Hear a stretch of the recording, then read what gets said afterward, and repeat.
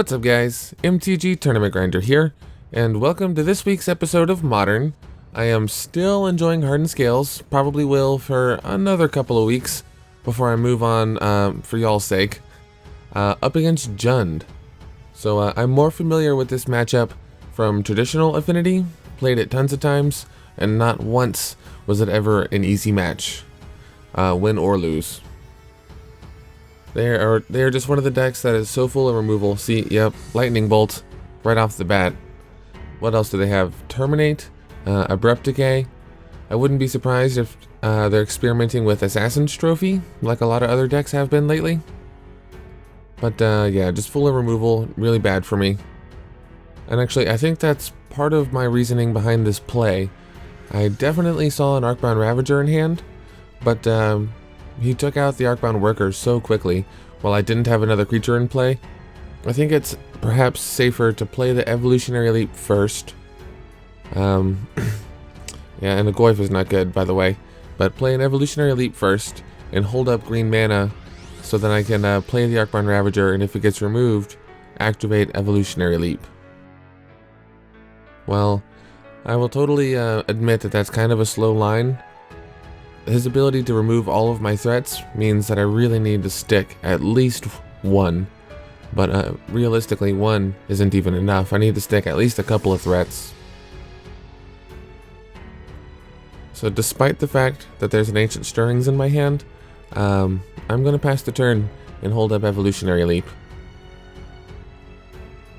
And my hand is really pretty unexciting, other than the Ancient Stirrings, which is always a gamble. Well, tap land. That means there's no Hogan's command this turn. No blocks. And then before damage, Abrupt Decay. Not the Ravager, but the Evolutionary Leap. Well, I have to admit, I was not expecting that play. And there's nothing I can do about it now. So yeah, because the enchantment in the graveyard, it's 5 instead of 4. And I will be at 15.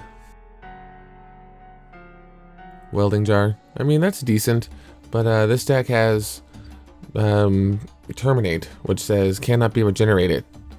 So, pretty decent against my Welding Jars. Gosh. Will there ever be an Ancient Stirrings where I don't put a Hardened Scales on the bottom of my library? So heartbreaking. But I mean, Steel Overseer is not a bad card. So I will probably end up using my Welding Jar on the Steel Overseer. Not to block though. Like, if he attacks, which I'm sure that he will, it doesn't look like blocking is smart and using my Welding Jar in that way. Because then I'll just, you know, cast the removal spell that I know is in his hand. That's what I want the Welding Jar. Oh my goodness. Well, that's a pretty fast clock. Can I win with Infect right now? Activate the Ink Moth, put a counter on it, put a counter on the Ravager. So that's 1, 2, 3, 4, 5, 6, 7, 8, 9 if I sack every artifact I have. Yikes. It looks like if I'll ever stop shuffling my cards, okay. Just 2 lands, 2 non-artifacts. There was a lot of outs to this. I could have drawn literally any artifact and sacked my way into lethal with Infect.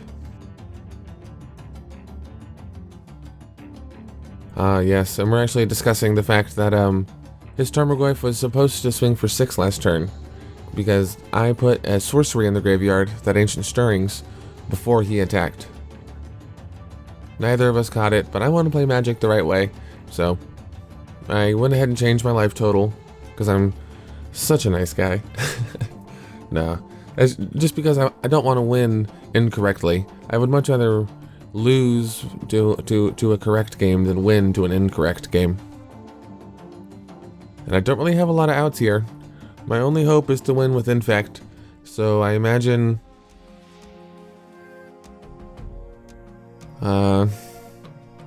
their Lightning Bolt. So I let 6 toughness through, and then the Lightning Bolt equals 9. So I guess that point of life really did matter. Well, not a big deal. This is a really hard matchup anyways. So let's go ahead and talk about some sideboarding and then jump into game 2. Alrighty, well as for the sideboarding, I actually didn't get a good look at what my opponent brought in exactly, but after doing some research and looking at various Jund decks online, these seem to be the cards that you would be most inclined to bring in if you're playing your typical Jund deck.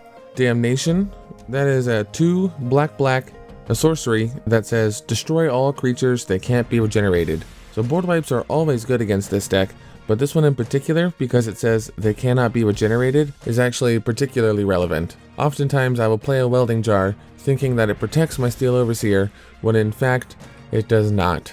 Although with cards like Hangerback Walker, there's a chance that I'll be able to bounce back if he blows up a board that includes a couple of Hangerback Walkers and I get a fair amount of Thopters out of the deal. But other than that, it can be an absolute blowout. Now as for the next card, another board wipe, Anger of the Gods. That is 1 red for sorcery, and it says Anger of the Gods deals 3 damage to each creature. If a creature dealt damage this way would die this turn, exile it instead. Exiling my creatures doesn't really matter that much, seeing as how I don't interact with the graveyard. It's certainly not as bad as they cannot be regenerated, but dealing 3 damage to each of my creatures is almost for sure going to be a board wipe, except if maybe I've had a Steel Overseer for several turns, but excluding the situations where I'm super far ahead, this card's going to be a board wipe and it's going to be pretty backbreaking. And speaking of backbreaking, the next card is no different, Hogan's Command. And from my experience playing traditional Affinity, this card is just an absolute nightmare. It is 1 black-red, instant speed, choose 2. Return target creature card from your graveyard to your hand. Target player discards a card. Destroy target artifact. And lastly, Kolgan's Command deals 2 damage to target creature or player. So most often people will choose destroy target artifact and deal 2 damage to target creature, blowing up my 2 most important cards, Arcbound Ravager and a Steel Overseer, while they are my only 2 creatures, or something like that. It can get ugly. Now, the next card they have access to that they would probably bring in is Fulminator Mage. And there are 3 main reasons for this. Inkmoth, Inkmoth, and Inkmoth. This deck is so grindy and has so much removal, Jund I mean, that a lot of times my only hope is to activate my Inkmoth Nexus and go for the win all in one go. But Fulminator Mage makes that quite difficult. Moving right along, now we got Engineered Explosives. So this card has Sunburst, which is kind of a weird ability. This card comes into play with a charge counter on it for each color of mana used to pay its cost. So it's up to you, because it costs X, whether or not you use 1, 2, or 3 colors to cast the spell. And its main ability is pay 2 mana, sacrifice Engineered Explosives, destroy each non-land permanent with converted mana cost equal to the number of charge counters on Engineered Explosives. So, some ideal targets for this would be a big horde of Thopters or even Servo tokens that I've made, because they have a CMC of 0, so you can just set it down for free, blow it up for 2 immediately, and destroy all my tokens. My deck also has a lot of threats in the 1 and 2 drop slot, like Hardened Scales is a 1 drop, and then Arcbound Ravager, Steel Overseer. In certain situations, it can almost be as bad as Anger of the Gods or Damnation. It can almost be a board wipe. This deck also has access to Liliana the Last Hope, so I'm not sure if this is quite as good against Hardened Scales as it has been in the past against regular Affinity, but I think people mostly bring her in for her +1, at least against Hardened Scales or traditional Affinity. The target creature gets -2, -1. I think it was worse for traditional Affinity, where it pretty much killed your entire deck. At least I have a chance with all my X-cost creatures like Hangerback Walker and Walking Ballista to have some creatures that enter the battlefield with a toughness larger than 1. Now, as far as the cards that I think a Jund player might take out, and I'm speculating here, not being a Jund player myself, Liliana of the Veil seems a little less than exciting here, considering I could just sack a token, or if I'm missing a sack outlet, I could sack a Hangerback Walker with counters on it. Although, I don't think they would play a Liliana of the Veil if I had a Hangerback Walker on the battlefield. Which is why I think they would take it out. Just not very good against my deck, and actually can be helpful in certain situations. I can't think of much else that seems obvious to take out, except if I'm on the play, I think they want to take out some number of Hand Disruption, a couple copies of Thoughtseize, and a couple copies of Inquisition. I think you leave like 2 Hand Disruption spells, but probably take out the rest. Because Hand Disruption spells are most useful if you're on the play, and you get to cast them before your opponent has had a chance to play any cards. Okay. Now, as far as my sideboarding, it was much more simple. Perhaps too simple, but I only brought in 2 copies of Dismember. Target creature gets -5/-5 until end of turn. So the reason I brought this in is pretty simple. It can kill a relatively large Goyf, a Bloodbraid Elf, a Dark Confidant even, if that's going to help them win the war of attrition. Really, I just plan on using it against any of their threats, because after that game 1 with 3 Tarmogoyfs and they all had 6 power, that was pretty gross. I mean, maybe I bring in Surgical Extraction here, just to get a peek at his hand before I sack my whole board to an Inkmoth Nexus or something like that, but I've been told that's the wrong way to play Surgical Extraction, so I don't actually think I brought that card in. Just 2 copies of Dismember, and that about wraps it up for the sideboarding. So let's go ahead and jump back into game 2 and see if I can make it to game 3. Alrighty, and we're back with game 2. I, in fact, did not win game 1. It turns out that 3 Tarmogoyfs is actually pretty hard to beat. Well, it looks like we both kept 7. My opponent had to think about it for a short while, so there's a chance his hand is risky, but we shall see. I opened up with just an Arcbound Worker, pretty unassuming, yep, and as expected, it got removed immediately. I have to say, I really do like that art for Blood Crypt, the OG Dark Ascension art, or at least I hope that's the set that it's from. You guys are going to beat me up in the comments if I mess that up. Steel Overseer, always a good card. And I have the Welding Jar to back it up, so as long as he doesn't have a Terminate, I should be okay. Or I should get to untap with it at least one time. But that is a big if. And game 1, I had the luxury of being able to play kind of conservatively. By that I mean that the evolutionary leap, holding up green so I can sack the Arcbound Ravager. Of course, there is a Terminate. Yeah, but this game, it looks like I'm just having to play out my threats, and one by one, they are getting eaten. This is not looking good. Hopefully that Welding Jar still gets to save something else that's in my hand. Although I think I just top decked a Hardened Scales, so turn 3 isn't that bad. Of course, turn 1 is ideal, but this is still relatively early in the game. Hangerback Walker for 1, but instead it's 2.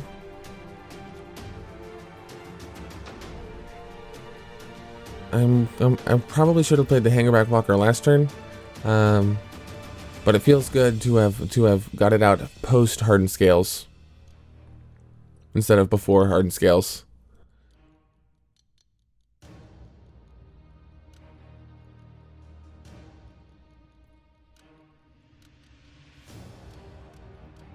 And is that? Oh, yes it is. I thought I saw an Alpine Moon in his hand.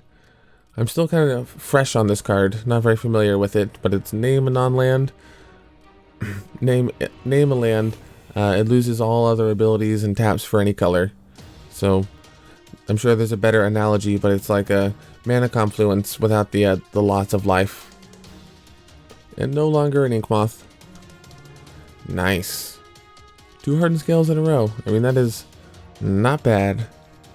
Walking Ballista for 1, but instead it's 3. So this is the kind of board state that goes to win games. That goes on to win games, but I'm at the mercy of the top of my library, so we'll see what I draw.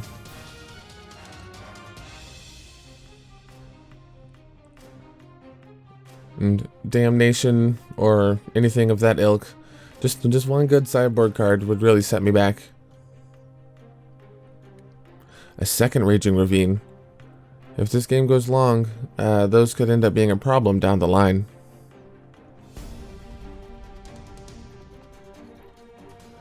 So what do I hope to draw? I'm not going to be winning with Infect. Definitely not winning with Infect, Fulminator Mage, and Alpine Moon.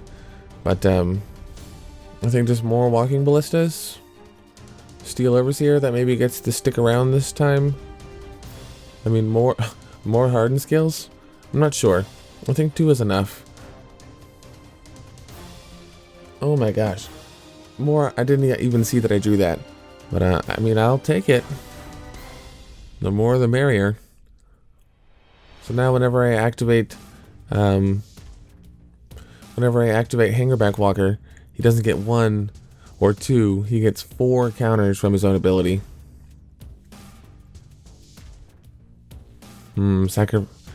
Sacrifice targeting Pendlehaven. I guess I might have used that mana to activate Hangerback Walker, since I'm about to lose it anyways. But with no cards in hand and no spells to hold up, I still have 1 mana that I can use for Hangerback Walker at his end step. And I would rather prolong activating it as long as I can to see what he's going to do. I want to do it on top of the stack, for example, if he goes to remove my Hangerback Walker. But he's passing turn, so I have no choice. If he's got a removal spell, he can get in there. Yeah. Destroy target permanent. It can't be regenerated. Nope. No. That's terminate. Terminate. So I can, in fact, regenerate it. Save it from dying. It gets the counters. Goes up to 6. My goodness, that's good. So now I do want to draw an Arcbound Ravager. Some sort of sack outlet. Land. Oh well. This is not looking bad for me.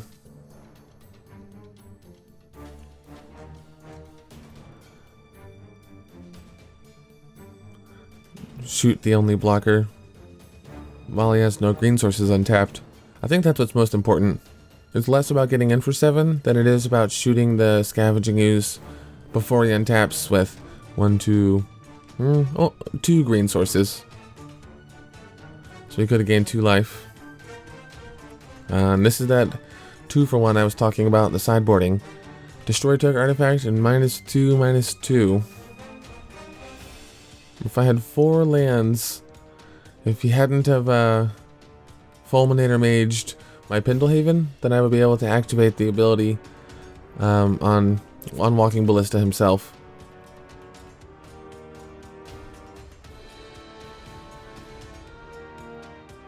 Yeah, I mean that seems like the best way out. Shoot him for 1 and get a whole bunch of Thopters there.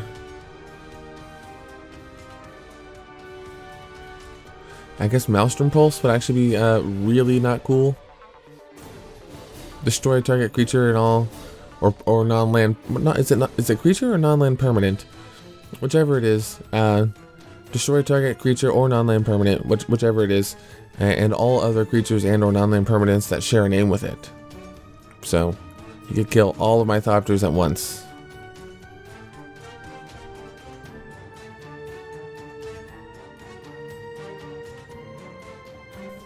So what I'm doing here is trying to explain to my opponent that by activating Ruins of Oran Reef, I would like to put a +1/+1 counter on a target colorless creature that entered the battlefield this turn.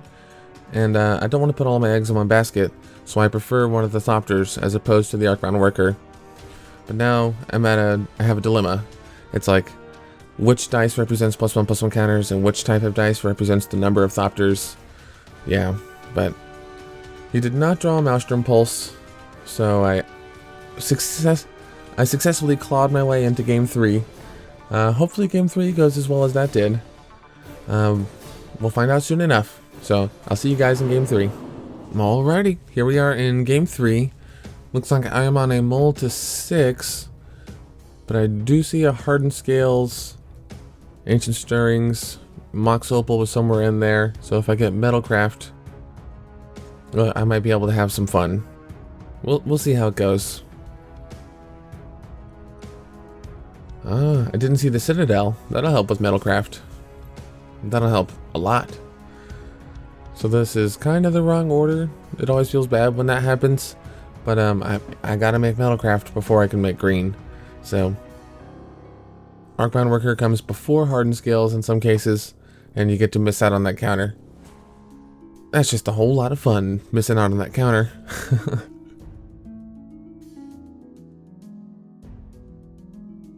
So my opponent kept 7. Didn't get a super good look just now. Blackcleave Cliffs, and a removal spell. Can you imagine that? So I think that's 3 for 3. All 3 games I've opened with an Arcbound Worker, only to have it removed. I think the first time was a Lightning Bolt, then a Fatal Push, and now Dreadbore. Well, I'm set up to protect whatever I play as best I can. It looks like I almost messed up there. So you want to play Ancient Stirrings first.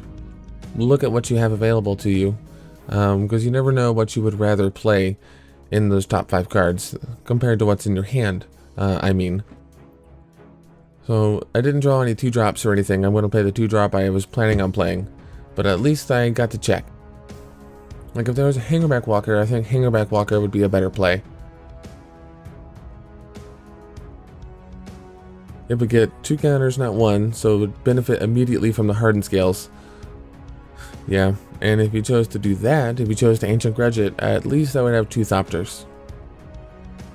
Yeah, he's just going to flash it back right away. I mean, I'd rather make him use both copies, so to speak, like quote-unquote, of Ancient Grudge all in one go, than allowing him to hit actually 2 separate threats. Yikes, that is not a good sign. 3 mana and nothing to do with it other than swing with my man land. Oh, yeah, another Darksteel Citadel in hand. So, early arrival, top deck city. We are already here. Yikes. You know, in retrospect, I can look at the board and kind of tell that I'm not going to win this game at this point. It looks pretty bad. Dark Confidant to draw him tons of cards, tons of removal spells. Meanwhile, I'm just drawing lands, one land per turn. Well, okay, actually, I take that back. It looks like I got a good draw there. Hopefully, it's enough. Let's see, I think my only real hope is to get a bunch of counters on there. Like more than 3 before I kill it or allow it to be killed. Although no Welding Jar, I don't have much choice in the matter, other than not blocking. But when he attacks with this Goyf, which I'm sure he will, interesting, he attacked with a Dark Confidant as well. I mean, I'm willing to trade for that Dark Confidant. I'm pretty much going to lose for sure if he's drawing 2 cards each turn, 2 removal spells, and I'm drawing maybe 1 threat each turn. Oh, interesting, no blocks. I wish I could talk to my former self and ask what I was thinking. I think getting rid of the Dark Confidant would have been ideal.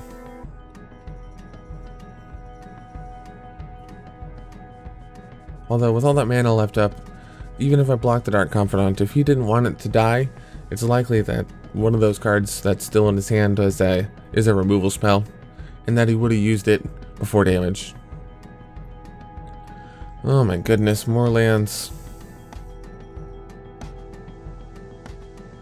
And I'm dying pretty quickly, so no swinging with the Blink Moth this turn. I think it's wise to hold back blockers.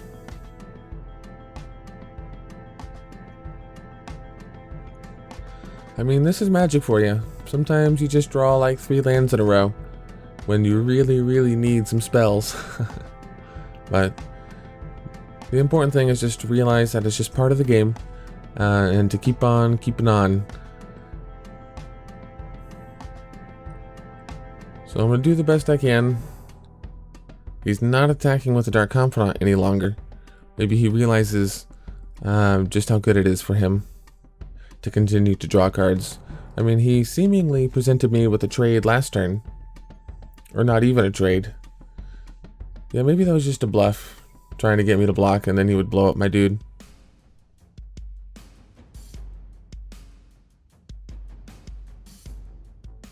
So, judging by my body language, it looked like I was about to set down both main lands in front of the Dark Confidant, guaranteeing that at least one of them would kill.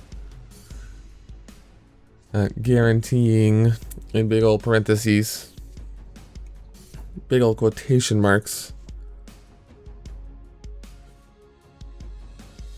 Because he has so many cards in hand, like nothing is a guarantee.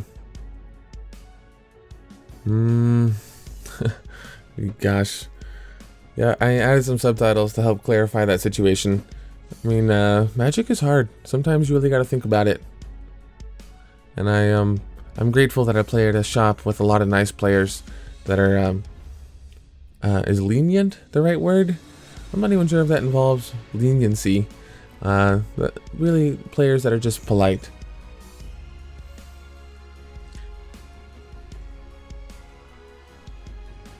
Okay. I was in shock that he let me kill his Tarmogoyf. But now all becomes clear. Yikes. Yikes. That's what I was afraid was going to happen in game 2. Wow, what a blowout. There was a chance I was going to turn this around if he didn't have exactly Stomping Ground, or, you know, a land that can enter the battlefield untapped in Maelstrom Pulse. And Liliana. That was a very well set up turn on my opponent's part. Naming Tarmogoyf. I'm not sure if that was right, but at least I get to see my opponent's library and look at sideboard cards. Okay, so Kalitas. We already saw a copy of Kolgan's Command, but Kalitas is interesting. Ancient Grudge, we saw that. Damnation, see, I knew that was in there. Anger of the Gods. Engineer Explosives flashed by. So yeah, there's lots of good top decks still. So extra shuffle this deck. See if I can get Lady Luck on my side and bury some of those sideboard cards. And he thought I took life for that surgical extraction, like I most often would. But actually, the Mox Opal has my back there.